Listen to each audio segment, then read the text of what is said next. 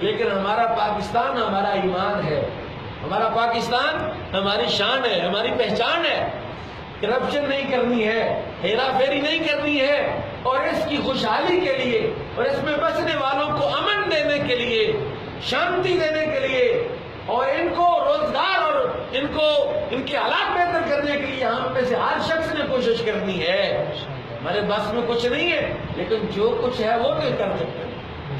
مثلا کیا ہے ہمارے پاس، ہم اپنے گلی محلے کو صاف رکھ سکتے ہیں، بہتر کر سکتے ہیں، کرنا چاہیں تو نہ کرنا چاہے تو اپنے گھر بھی بیٹھے جی گند پیا ہوئے کوئی بھی نہ چکے ہے، تو اگر صاف رکھنا چاہیں تو ڈسٹ بن لا کے رکھیں، جھاڑو سے صاف کریں، ٹیشو پیپر جو استعمال کیے اٹھا کے اس کو مناسب جگہ پہ شاپر پھینک دیتے ہیں گلیوں میں، وہ گٹر بند کرتے ہیں۔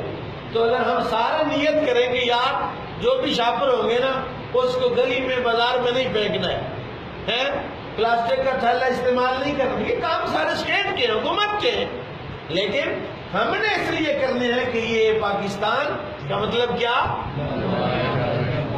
بڑے آہستہ بول رہے ہیں، پاکستان کا مطلب کیا،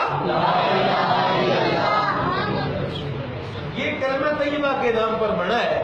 ہم دعا کرتے ہیں یا اللہ اس پاکستان کو ایماندار قیادت عطا فرما، ایماندار لوگ عطا فرما، حیادار لوگ، غیرت مند لوگ جو دین کو بھی جانتے ہوں، دنیا کو بھی جانتے ہوں، اور دین اور دنیا کے تقاضوں کو پورا کریں۔ یہاں کوئی ناچنے والا آ رہا ہے، کوئی پنامے والا آ رہا ہے، کوئی کامے والا آ رہا ہے، کوئی کچھ آ رہا ہے، کوئی زرداری آ رہا ہے، سب لوٹ رہے ہیں۔ ہم کہتے ہیں اللہ تعالیٰ ہمیں عمر فاروق جیسی قیادت عطا فرما، خلفائے راشدین جیسا نظام عطا فرما، نظام مصطفیٰ میں اللہ عطا فرما دے۔ اللہ تعالیٰ مجھے اور آپ کو اپنے وطن کی محبت سے سرشار فرمائے۔ وما علیہ الا البلاغ۔ ایک مرتبہ درود شریف پڑھیں۔ کوئی